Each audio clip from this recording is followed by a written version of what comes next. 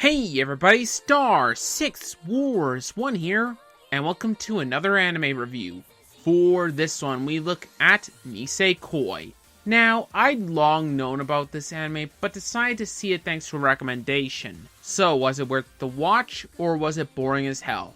Well, let's find out. First up, the story. The story is about a boy named Raku being forced to date a girl named Chitoge by their Yakuza and gangster families, while at the same time, Raku is trying to find a girl he made a promise with 10 years ago and fulfill that promise, though his memory is shoddy and can't remember what she looks like, only that she has a key that will unlock his locket he wears on his neck. He hopes it will be his crush Onodera, but will it be her or someone else?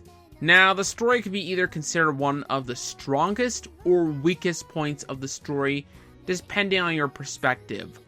On the one hand, the comedy is actually really funny for the most part, but on the other hand, and minor spoilers ahead in terms of the story, it doesn't progress much from episode 1, if at all. It also feels very predictable at times. Now, Nisekoi is more focused on its comedy and interactions with its characters, so while the problems are present and could hurt the show for some, it doesn't matter too much in the grand scheme of things.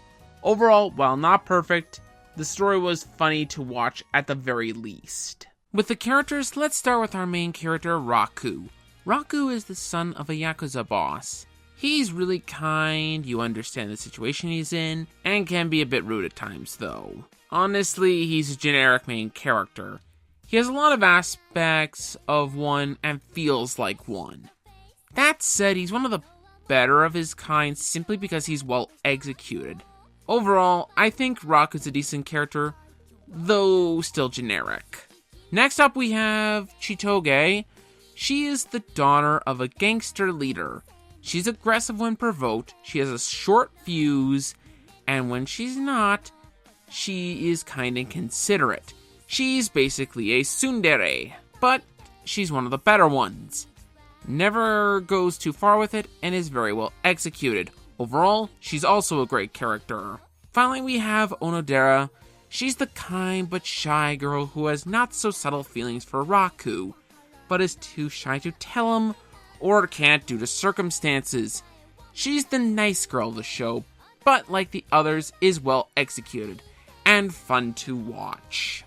Now, there are other characters that I could talk about, but I've decided not to for spoiler reasons. Now, as for the side characters, they are like the main characters, fitting an archetype but doing a good job at it. Now, before ending off the characters, I like to say that all of the characters of Nisekoi's are cliched. However, because of how the anime is, it uses it to its full advantage, and they are very well executed. They aren't the best characters, but they were fun to watch, and that's all I need to like the characters. Nisekoi was made by Studio Shaft, more well known for Madoka Magica. Shaft has a nasty habit of making its animation overly complicated and seem pretentious and, well, stupid. But oddly for Nisekoi, it works. The effects that have hindered other Shaft shows seem to work here. The character design is very well done and distinctive, the backgrounds look well done, and the direction is impressive and not overdone, for once. Overall, the animation is good despite Shaft being Shaft. Now, Nisekoi has a pretty forgettable OST. Aside from the end cards OST piece, it's pretty forgettable and lackluster. The openings make up for this with both being fun to listen to and well made. There are 5 ending themes and they are hit or miss. Endings 1, 3, and 5 are pretty good, but I'm not a fan of endings 2 and 4. So again, it's hit or miss. There is no dub for Nisekoi, but I'm fine with it not having a dub in this case. Overall, the sound department could have been a lot better. Is the story predictable? Yes.